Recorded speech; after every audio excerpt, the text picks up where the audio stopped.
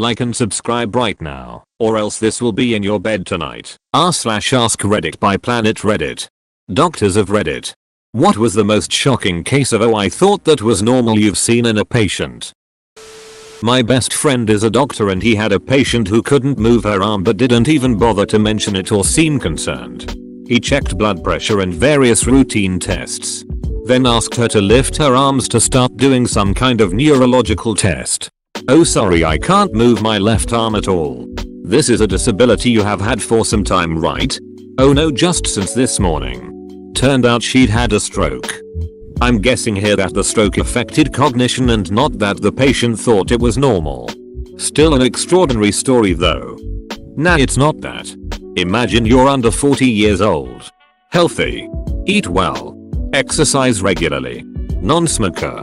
Your left arm and leg goes numb and that's it. There are no classic stroke symptoms like a terrible headache, loss of vision, speech problems. You just keep going about your normal day. Just like as if your foot fell asleep or you're a bit sore. It's really just not something you'll give much consideration to. I had one at 20 years old and didn't even give it any thought until weeks later when a friend told me that having one side of your face droop isn't normal. During my short time as an acting physician at a hospital, a middle-aged man walked in. I took my checkup tests and he had testosterone levels at least 65% lower than average. When I asked him about it, he said that he thought all men felt like he had low energy, infertility, sleep apnea, etc. A lot of times the response to "I'm tired" is "me too." So I can see that.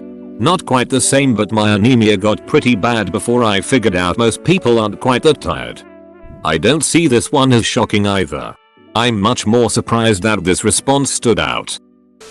TLDR. Got what I can now conclude is tonsillitis several times a year without realizing it. Finally checked them out after they started affecting my work. My tonsils were rotten from the inside out by this time. My doc said, "How did you think this was normal?" Well, my parents never took me in, so shrug. Obligatory was me actually. My doc just said that exact thing to me pretty much. I thought everyone's tonsils swelled up several times a year, sometimes making it hard to breathe. Every time I got sick my mom just made me suffer through till I was better.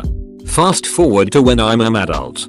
One time it gets bad, so I finally go into urgent care only because at this point they're making me miss too much work. So I go in.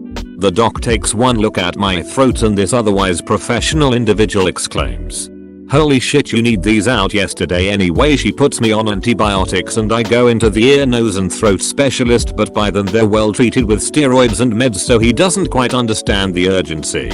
I have to give my boss enough heads up, so I decide to schedule surgery a couple months down the road. Apparently my body had other plans. 2 days after I finish the last antibiotic my body comes down with it again. Only this time I have body aches. A fever that won't dip below 103 even with fever reducers. And generally feeling like a hot pile of shit. They were completely rotten from the inside out and my body was probably hours away from sepsis before they got me on the right meds. Still had to wait 3 days for surgery because apparently there's only one surgeon in the area that takes my insurance and he only works 1 day a week. I'm recovering from surgery now.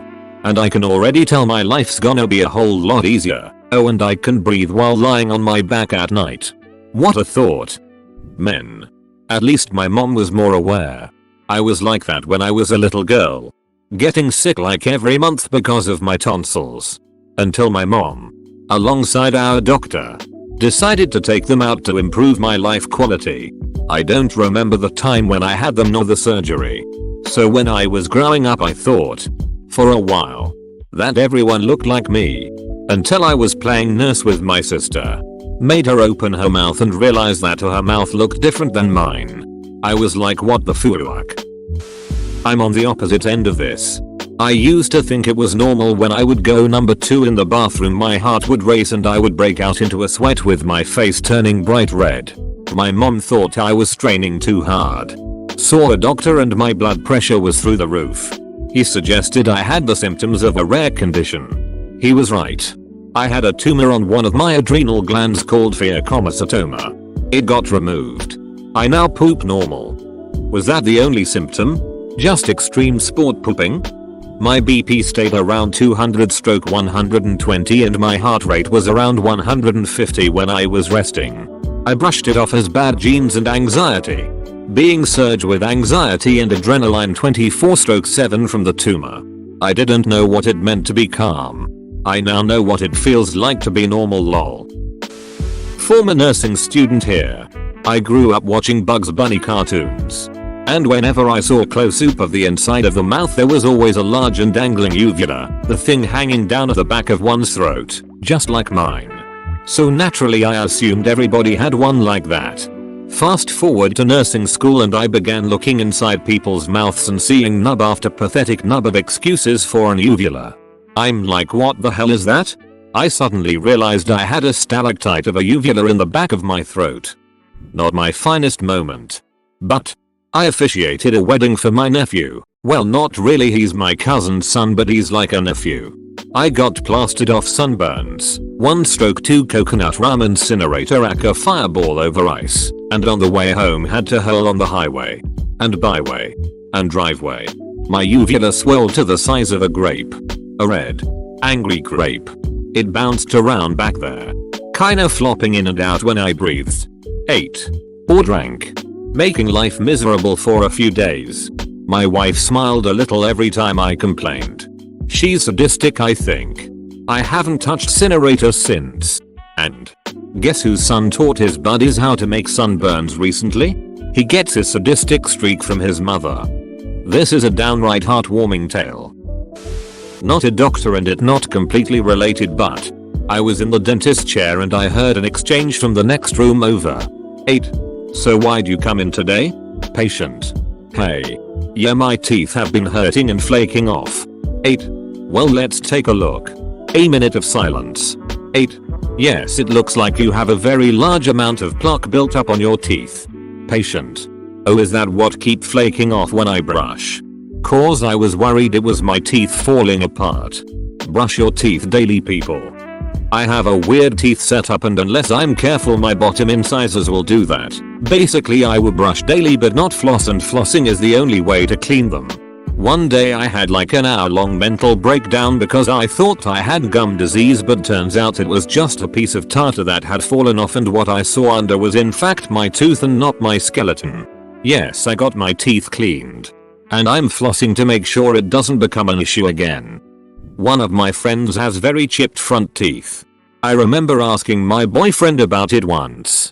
And he said I don't know how it happened. I remember driving somewhere with him once and he just reached into his mouth, pulled out a few crumbles of his teeth, and said, why does this keep happening? I'm a GP. A guy in his 30s was in for something different and while examining him I noticed that he moved his left leg differently. So I asked him about it and he said, oh yeah, I can't lift that leg.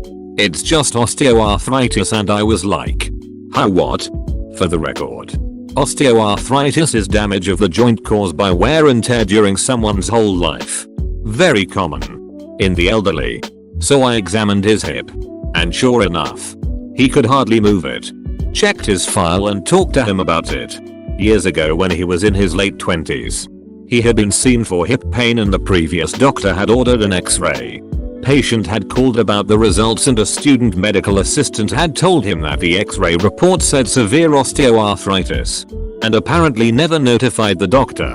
Patient googled it. Saw that there's not much that can be done about it except hip replacement, which he didn't want to do. And saw that it's usually progressive. But didn't see that it's something that happens slowly. Gradually. Over the course of one's life. So when over the course of the next years his hip just kept getting worse. He thought that was all just normal. I referred him to an orthopedic surgeon. But he still didn't want a hip replacement. So his situation didn't really change in the end. What was he to do? If he doesn't want a hip replacement, then seeing an orthopedic surgeon would just be a waste of time. Not asking for a consult here. Let me just give you an example. I'm in my 30s and have osteoarthritis in a different joint. I'm well aware that I have NSAIDs and my splint right now. Down the road my GP has mentioned hydrocortisone injections and someday maybe orthopedic surgery. It's not like there's a lot I can do about it anyway. So I've just accepted it. You might say it's learned helplessness. But there's really not much to do about it. I'm in a similar situation. Osteoarthritis is obnoxious AF. I can keep the arthritis in my knees at bay with exercise, walking and swimming. But the arthritis in my neck bothers the duck out of me. I can get RFAs, cauterization of irritated nerves, every 6 months. Which seems to help some, but it's also a painful and expensive procedure. Not a doctor, but a nurse. I was taking vitals during a routine physical of an older woman. Her pulse was fast and very thready. And her blood pressure was shockingly low. Normal BP is about 120/80. Hers was a mere 80/40. I asked her how she was feeling. She said fine. It turned out she had always had atrial fibrillation and knew about it but never thought to mention it to us. She was having an attack that day. I'm not a doctor, but I thought it was normal to immediately vomit food that you didn't like when you tried to eat it. Somehow, no one around me found it alarming that I immediately vomited every time I would try to eat a vegetable until my best friend pointed out that that's not a normal thing. I got a test as an adult. And yep, it turns out I have a rare and severe allergy to vegetables. Medical student. While chatting with a few friends who are fully fledged doctors and dentists, I heard about this one. Dude had not 1, not 2 but 4 extra teeth in his mouth. Now this isn't exactly super rare or shocking on its own. But when asked about it, he said doesn't everyone have those? The guy was also a medical student that we knew. Granted he was studying to be an optometrist, ophthalmologist. English isn't my first language, so it's out of his field of study but still. My mom lost her front 2 teeth in an accident. And they grew back in. They were not late baby teeth. She had 2 sets of adult teeth. But just for the 2 front teeth. Well, that must have been very convenient for her. I thought my tears stinging like hot acid when crying was normal. And that feeling a pain in your nose when crying was normal. Apparently it's not. Conversation went something like this. Watching sad dog rescue video with sibling me. Oh no, I'm about to cry. I can feel the pain in my nose. Sibling? Question mark? Me. You know the pain in your nose when crying? Sibling. That's not normal. Me. PFFFT. And I guess tears feeling like acid isn't normal either? Silly. That's why you end up crying. Sibling. Comma. There's a condition people can have where they're essentially allergic to their own tears. Organ specific something or other. My tears feel seawater so salty they leave me with a headache for hours. Not sure if that's the kind of acid you refer to. But they do hurt so much afterwards I just avoid the cry. Anxiety sometimes gets the best of me. Well, a doctor listened to my heart and lungs the other day and asked if I was nervous. I said no and showed him my Fitbit data of a daytime resting heartbeat between 90 and 120 and yeah, it turns out I'm gonna need to get that checked out. Jesus. And here I get worried when my resting BPM is at 70. Cause that's 10 higher than usual. Edit. If anyone's curious. My BPM is normally 60. But it jumps to 65-70 when I go visit my mum. Love her. But damn does she stress me out. I scored a resting 154 BPM at my doctor's office. He thought the machine was broken. That doesn't even seem real. Nope. Adderall. Not a doctor. A patient that thought periods were supposed to immobilize you and that you basically shat what looked like hair pulled out the shower drain out your vagina. Apparently I have blood clots and endometriosis. Had it since I was 11. This is the kind of stuff that should absolutely be part of school education. Patient here. Didn't know it wasn't normal for toenails to just hurt. You know. All the time.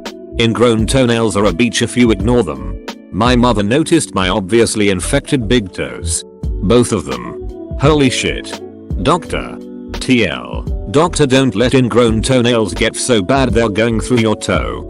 Also learned that day that the way my toes grow, all 10 of those bastard appendages are shaped in such a way that I can't have toenails without ingrown toenails. Ever. At all. Someday in the next few years I have to get the rest of my toenails removed. Might dig out the picture of the removed big toenails if there's interest. I have a sharp interest in not seeing that picture. I wanna see the removed toenails. I diagnose diabetes all the time. Many of my patients come in super sick. All have a history of drinking a lot and peeing a lot. But don't actually think it's a big deal until I ask and explain why people with diabetes pee so much. You just gave a heart attack to the entirety of our/hydro homies. Wait, why is that? Not a doctor, but have been a pincushion for about 20 years. I was shocked to find out that post-nasal drip is not normal. Migraines that make you blind for hours are not normal. A severe drop in blood pressure when going from sitting to standing isn't normal. And it's also unusual to stay conscious during a drop that big. Being able to pull your own shoulder halfway out of the socket is both abnormal and creepy to watch. And my mom and grandma told me it was normal that my bottom ribs can slide underneath the ones above them. Also, I was sitting in on my friend's appointment one day and he casually said that some things are just impossible. Like how no one can lick their elbows. I was very confused as I had never heard anyone say that was even rare. So I of course tried. I can lick my elbows. And yes, I have heard of and talked to my doctor about EDS. My hands are separately messed up, though. So while I can touch my thumb to my wrist, my fingers do not bend back. If I try to bend them one at a time, they don't even extend normally. Pinky can do 90. But that's it. If I bend all four at once, they stay straight. I can't bend them at all. Also, I can't have an IV for more than 2 days. Day 3 it collapses. Every time. I have scars from having so many IVs. What the heck is up with your connective tissues? Ehlers-Danlos syndrome? All the comments sound like the ending credit of B99. Not a doctor. FRML on. Damn it. Jim. I'm a redditor. Not a doctor. Thanks for watching. Subscribe for 3 videos a day.